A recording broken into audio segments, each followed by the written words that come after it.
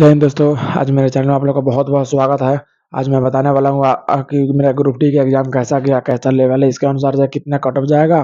मेरा 17 दिसंबर first shift का exam था। ये मैं बता दूँ, मैं तो अभी-अभी आया हूँ। इसके बाद में मैं सोचा आप लोग को बता दूँ कैसा-कैसा क्वेश्चन आ रहा है, क्या-क्या सिलेबस आ रहा है और मैथ में कौन-कौन से चैप्टर पढ़ कर जाएँ ताकि मैथ बन जाए।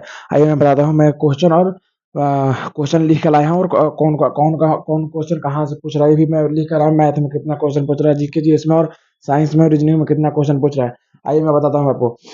आप लोग जानते हैं कि 25 क्वेश्चन मैथ का, 30 question reasoning, 20 question GK GS और 25 क्वेश्चन साइंस का आता है। इसमें तो साइंस का बहुत बड़ा रोल होता है। मैं इसीलिए साइंस का भी क्वेश्चन लेके आया हूँ। कौन-कौन क्वेश्चन इधर से पूछ रहा है, कौन-कौन चैप्टर से पूछ रहा है, कौन-कौन या बायोलॉजी से पूछ रहा है या फिजिक्स या केमिस्ट्री से पूछ रहा है। कितने-कितने क्वेश्चन पूछ रहा है ये बताता हूँ आपको। पहले तो हम लोग गए थे वहाँ पे आधार कार्ड लेके। मेरा तो आधार कार्ड अपडेट नहीं है अभी, तो मेरा आधार कार्ड अपडेट नहीं था, तो इसलिए मेरा फिंगर नहीं उठा रहा था। मेरे बचपन का फ़ोटो था। मुझे तो फिंगर नहीं उठ रहा था। तो फिर मैं अंदर गया तो मुझे बहुत प्रोसेस करना पड़ा। उसके बाद में मुझे मेरा एग्ज़ाम देने दिए लोग, नहीं तो मेरा भी एग्ज़ाम भी कैंसल हुआ था क्योंकि मेरा फिंगर नहीं उठा रहा था। कम मैक्सिमम 50 से 60 बार मेरा फिंगर लगवाया गया, इसके बाद भी मेरा फिंगर नहीं उठाया। तो फिर अंदर के सर लोग बहुत दयालु थे, इसलिए वो लोग कैसे भी करके मेरे एग्ज़ाम दिलवाए। उसके बाद एग्ज़ाम देने बैठे। एग्ज़ाम का क्वेश्चन है, उसके बाद मैं ये बताता हूँ आपको कौन-कौन क्वेश्चन है। मैथ का क्वेश्चन आया था। पहले मैथ का बताता हूँ। मैथ में क्वेश्चन आया था, हाँ, औसत का कम से कम 2 क्वेश्चन आया था। जो एक था वो पूरा श्रेणी का कि गिन के 3 जैसे आए थे 25, 48, 69, 70 और 42। ये गिन के टोटल और कितना अंक है उससे भाग देते हैं, उतना आपका आंसर चला आएगा। ये मत सोचिएगा पहले आप लोग जाइएगा एग्ज़ाम देने तो फर्स्ट में ही देख के मत घबरा जाइएगा कि फर्स्ट में बहुत हार्ड क्वेश्चन दे रहा है। फर्स्ट में थोड़ा हार्ड कर दे रहा है क्वेश्चन और लास्ट में बहुत ईज़ी क्वेश्चन दे रहा है। इसलिए आप लोग फर्स्ट बनाने की कोशिश नहीं करिएगा, लास्ट में पहले पहले पूरे क्वेश्चन खोल कर देखिएगा कितने क्वेश्चन, कौन-कौन क्वेश्चन बनाने लगा है, कौन-कौन क्वेश्चन कहाँ से आ रहा है। मैथ में बहुत ईज़ी क्वेश्चन आ रहा था। मैथ में पहले कोई भी एग्ज़ाम देना चाहिए तो पहले लास्ट से शुरू किए, लास्ट में कितना क्वेश्चन ईज़ी देता है या शुरू-शुरू में फर्स्ट में हार्ड देता है। तो मैं औसत से 2 क्वेश्चन आया था, प्रतिशत से 3 क्वेश्चन आ गया था मेरे में। उसके बाद में प्रॉफिट एंड लॉस से 1 क्वेश्चन आया था। उसके बाद में चक्रवृद्धि ब्याज से 1 क्वेश्चन आया था जो बहुत हार्ड था, वो मुझसे नहीं बना। रेलगाड़ी का 2 क्वेश्चन आया था जिसमें 1 क्वेश्चन बढ़ गया और 1 क्वेश्चन मुझसे नहीं बना। एसईएम और एसईएफ का 2 क्वेश्चन आया था जो बन गया था।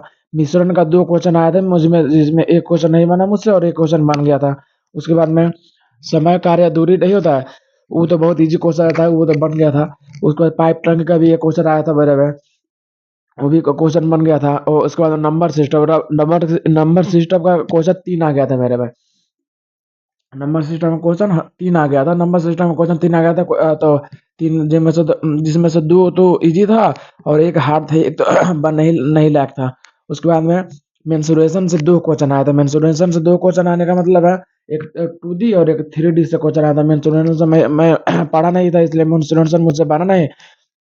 मैथ में तो एवरेज बच्चे मैक्सिमम बना सकते हैं, उसमें किसी तरह मैथ में आप लोग बना सकते हैं 21, 22, 23 तक बना सकते हैं आप लोग किसी तरह। एक 22 तो मैक्सिमम बच्चा बना ही देगा 22।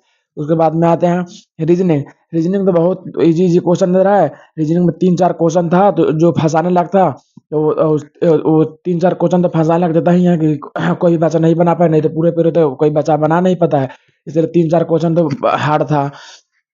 उसके बाद में रीजनिंग भी आप लोग मैक्सिमम 24-25 करने लायक था। उसके बाद में आइए मैं जीके जीएस की बात करूँ। जीके जीएस में स्टैटिक जीके आया था मेरे में, 7 से 8 क्वेश्चन स्टैटिक जीके का था। उसके बाद में था इतिहास का क्वेश्चन मेरे में 3 से 4 क्वेश्चन था। फिर उसके बाद में ज्योग्राफी का भी क्वेश्चन 3-4 था। इस तरह लेके जीके जीएस में टोटल आ गया था 20 क्वेश्चन। 18 से 19 क्वेश्चन था 18 से 19 क्वेश्चन पूछा था, जिसमें मुझे वही तो उतना याद नहीं था, लेकिन तभी 12 याद था, वो बना दिए। उसके बाद में साइंस का 25 क्वेश्चन आया था मेरे में।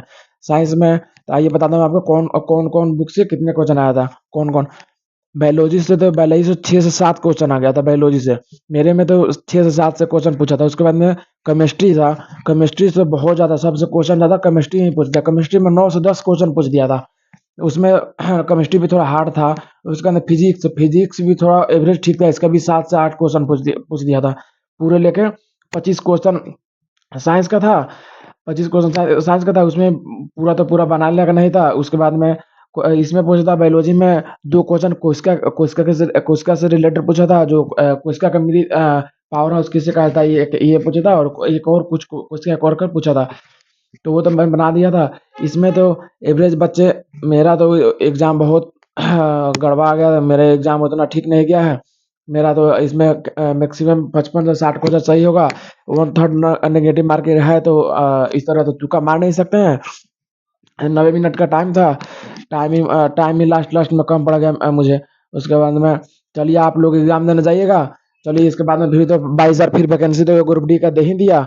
इस बार नहीं हुआ तो अगले बार तो हो ही जाएगा। इसके बाद में आप लोग एग्जाम देने जाइएगा। जो जो अगले शिफ्ट में एग्जाम है और जो आगे एग्जाम देने वाले हैं अगले तारीख डेट को, वो पहले कोई भी क्वेश्चन हो, पहले फर्स्ट नहीं लास्ट बनाना स्टार्ट किए। लास्ट में पहले देख लीजिए कौन कौन क्वेश्चन पूछ रहा है। नहीं तो फर्स्ट में हार्ड क्वेश्चन पूछ रहा है और लास्ट में इजी क्वेश्चन।